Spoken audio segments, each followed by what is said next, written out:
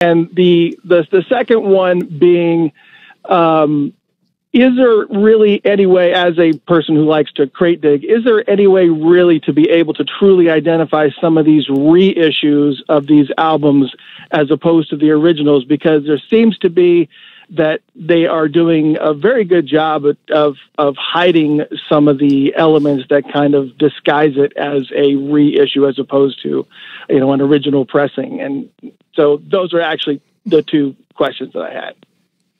You want me to take it? Sure, go for it. Okay. This is Michael. I think the only cases that I know of where it's like actually bad pressings and stuff in the past, they used to do record club stuff. Right. And a lot of those had reputation of being trash records, that they were just press them out as quick as they could. I think some of the copies of like Every Picture Tells a Story, or, some of James Gang's albums and stuff that had, it was that kind of thing. But, remember the Bowie Flexi records? They were really thin, and you could actually bend them in half almost, but they sounded awesome. All the Led Zeppelin records sound amazing on the original pressings. I don't know that it's any better or worse. Now, the only complaint I hear about some reissues is that they're mastered from CDs, and that's a problem. You can hear them, they're a little bit thin, kind of brittle sounding, but everybody's kind of caught on to that, and only like the shittiest record labels still do that. Most people, make sure that they're mastered from analog tapes. Does that answer your question, Christopher? Is that where you were going? Yes, it did. Okay. Yes, I appreciate that. Just kind of a little bit of insight of being able to identify some of these albums as far as being able to differentiate them from the original pressings and some of the new stuff. All right. Well, stick with us, because we're going to be talking about some of the amazing new stuff that's coming out for Record Store Day next month. All right. Thanks for the call in. Looking forward to it, especially the Prince stuff. Yep.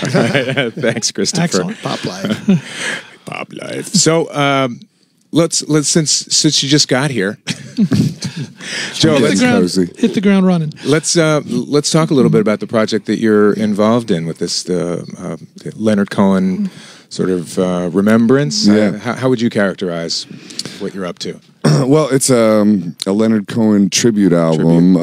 I put together. Or the way I got involved was through my friend Rand Foster, who runs a record store called Fingerprints in Long Beach, which is beyond a record store. I think most independent record stores nowadays kind of tend to go beyond record stores and sell a lot of other stuff. It's true.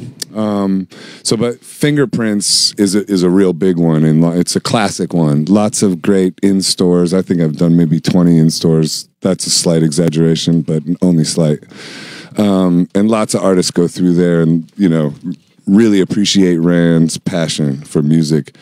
And so he asked me to participate, and it was based on. Well, I mean, I love Leonard Cohen. Obviously, anybody who writes songs, I think. Alan, you may not know, is a huge Leonard Cohen fan. In fact, wrote the book Hallelujah. Is that right? Well, in fact, when you were done, I was going to say, when my Hallelujah, I wrote a book about the song Hallelujah called The Holy or the Broken. I haven't read Came out that a couple of years ago, great. and we did a Record Store Day 7-inch.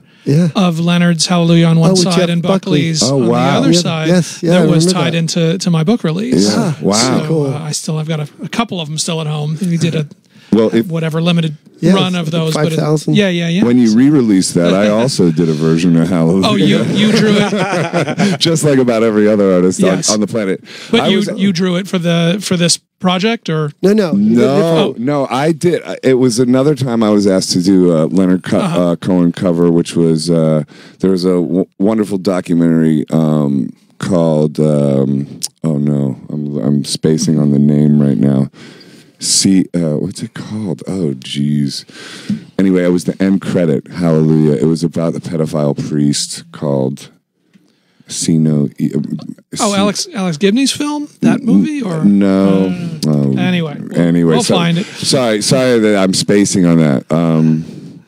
Anyways, total space out there. But so I covered Hallelujah. I really, at that point too, this was years ago, I think it was, but at that point I was already like, oh, I don't want to do, everybody's done that already. So, and then again with this one too, it's when people that you love and respect pass, it's always kind of tricky to that line of paying homage and merchandising it or capitalizing right, it, or? Because it's they sort of, I think those sort of energies run in tandem, and you have to strike a balance where it is appropriate to pay tribute, but you just want to do it within good taste or whatever. Right. So, and man, so many people have been passing, and you end up paying a lot of tributes. So you almost find yourself as an artist going, "Oh my God, another hero has gone." Right. But I don't want to maybe I don't need to comment on. Right. But so that was kind of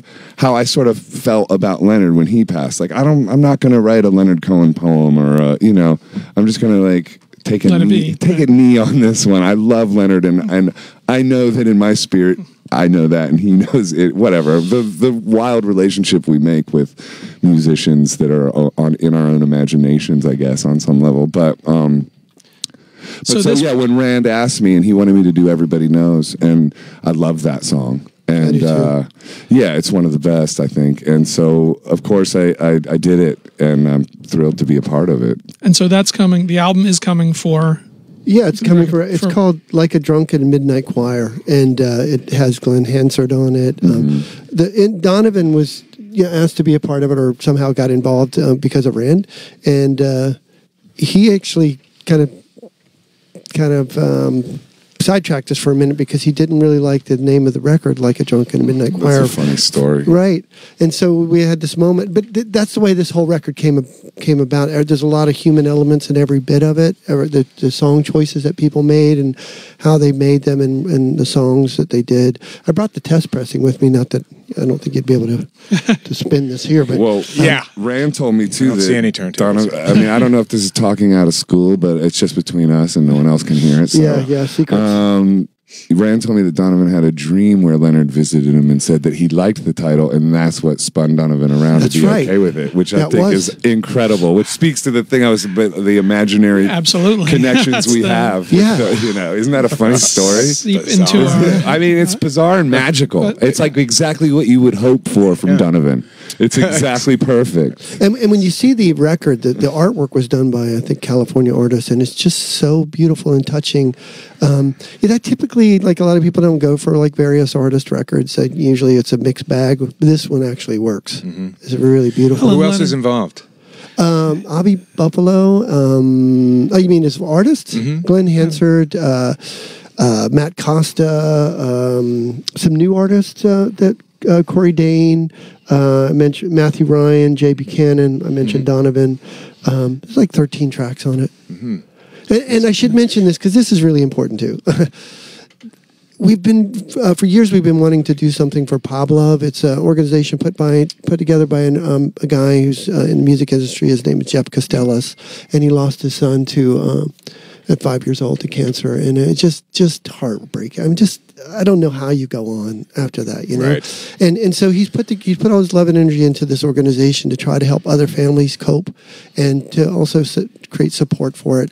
And so that's the back end of the record is that the money we get any money we raise will go to this organization. And this is being released for Record Store Day on Record Store Day. Yeah, on April 22nd, and we're only doing I think 2,700 copies of it. Mm-hmm. Really random number, but that's what we did. Right, that is a random. Why 2,700? I don't know. I think 2,766 or something like that. Yeah, that's better. Go more random. Just go more random. Yeah. Hey, by the way, I just remembered the name of that film. It was Deliver Us from Evil. By Amy Berg. Yeah, sorry about that. Anyway. By Amy Berg, yes. So now, so this is one of the great records that's coming out for Record Store Day next month. And there's like a million more that are coming out. A bunch. And this one, with 2,700 copies, I want a copy. I want to go and buy a copy. How do you know where these things get distributed and how to locate? It's a really human experience, the whole thing, and that's part of what we're trying to do with Record Store Day is, if you're listening and you're into it, call your record store and say, hey, are you going to carry this record? Because they won't all carry it unless they feel it from their customers or they have a customer base. Like, I've reached out to Vintage Vinyl in New Jersey and go, hey, are you carrying this record? And he said, yeah, I'm going to carry like 50 copies of it. So everyone's different, so it's really up to the community. But it should be in every record store. And if they don't have it, there'll probably be some left over. You just have to look around and, you know, ask the record store owner if they can get a copy for them. They all talk to each other, so they'll get a copy for you. Somebody will find you one. I want to talk more about this, and like we said, to give people a sort of glimpse into how to find that record, the tribute record, or any of the other amazing special Record Store Day only releases.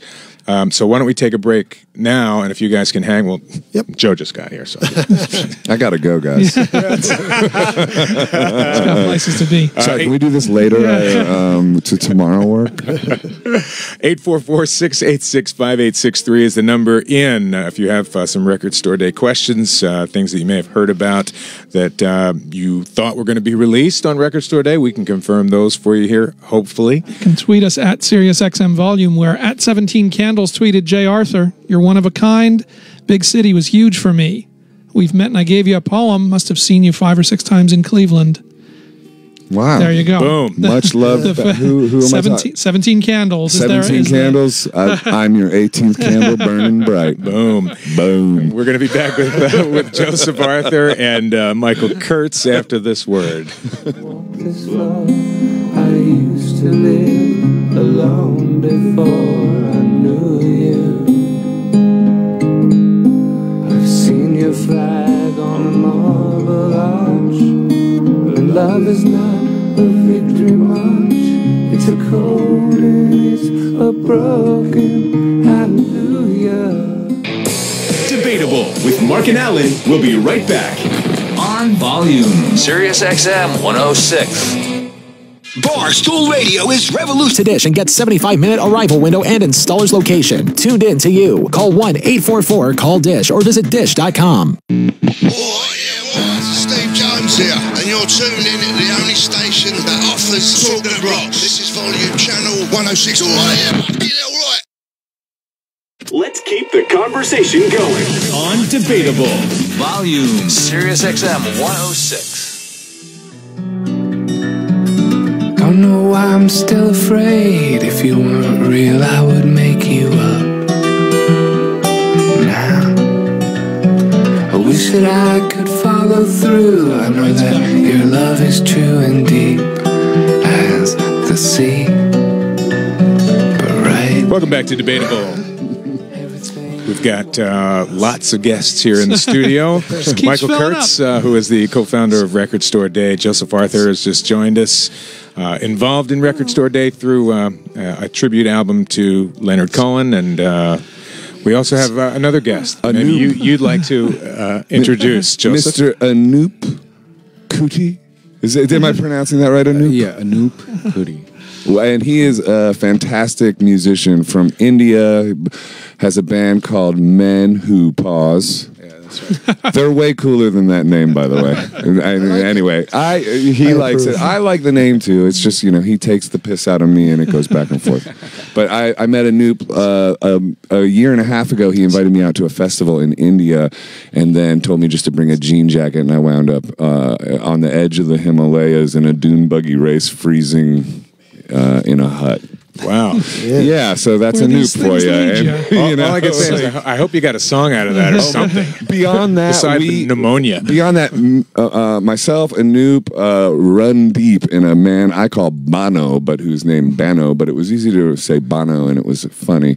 Then we sort of broke into the holy land of Pushkar, which is one of the 7th most spiritual cities in India, and we drank the bang thing that makes you hallucinate from marijuana juice on a yogurt lassi thing. And then we made a spirit album, and we formed a band called Wibe, spelled W-I-B-E, because when Anoop tries to say vibe, he accidentally says wibe.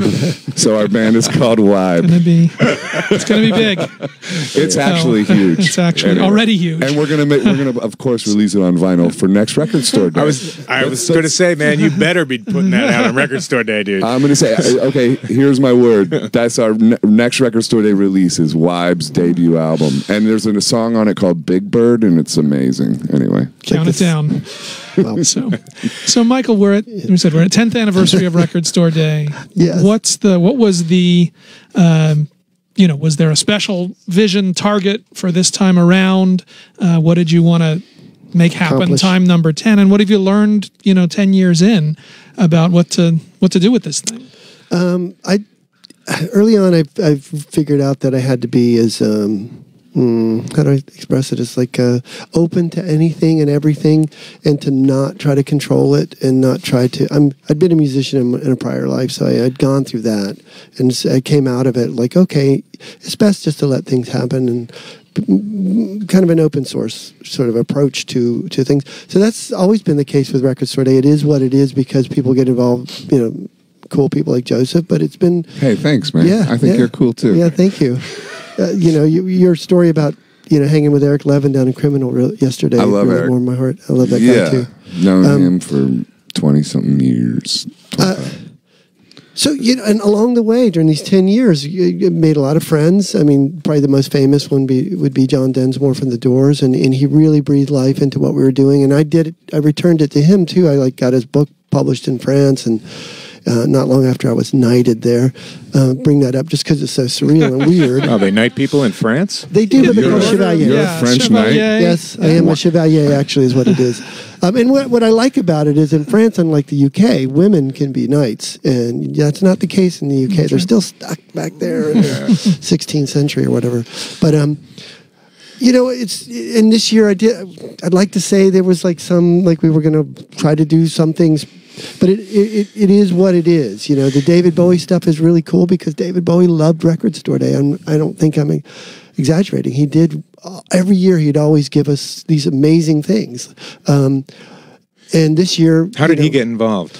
Just because he knew of it and reached out? Well, I think it's a lot of different things. He was a big vinyl fan. He loved the idea of all of his records being pressed in vinyl. We were kind of known for having brought it back to life, and that's kind of what happened.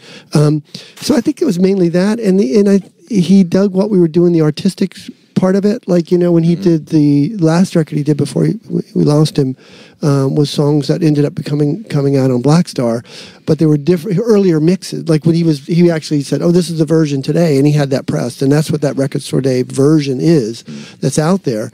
I think he liked that aspect of it. It was just sort of like very human, right? So, and then he dug it.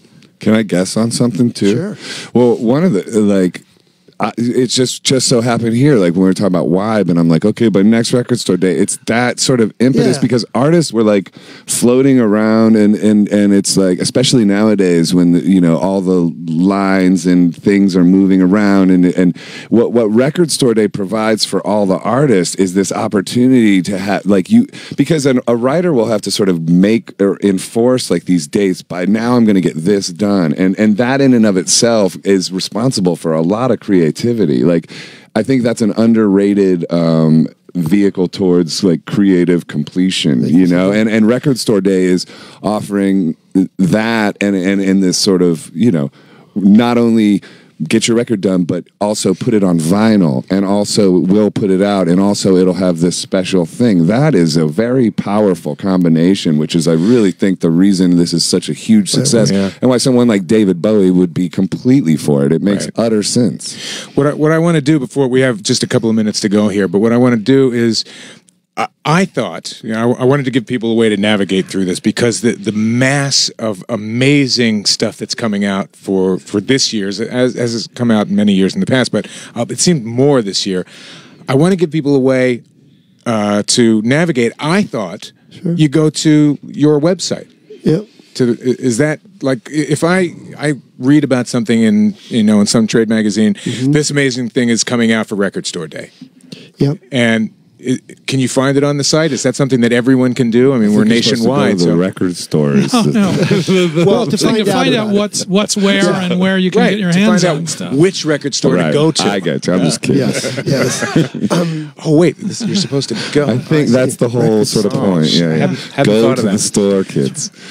We got 1 minute. Okay, so really quick, there is a website, recordstoreday.com, and you can go and read about recordstoreday.com. Yes, and it has brief descriptions, track listings, and stuff, and try not to be annoyed about the watermark we put on there. We had to do that because people were taking the records and flipping them on eBay, or actually putting them up on sale, and they didn't even have them, and we thought that was uncool, so we said, well, let's just make it where it's really harder to do that. So, but anyway, yeah. All right. RecordStoreDay.com. Call your local independent record stores. We will keep revisiting this over the next month. Sure. 1 month from today, April 22nd, Record Store Day nationwide. And better yet, go in and just page through the bins. Have fun. Always the best. Joseph Arthur, Michael Kurtz. Thanks for having me. Thanks for coming through. Thank you. Thank you. For everyone, thank you all for coming by. We've got lots going on. Stick with us here on Debatable.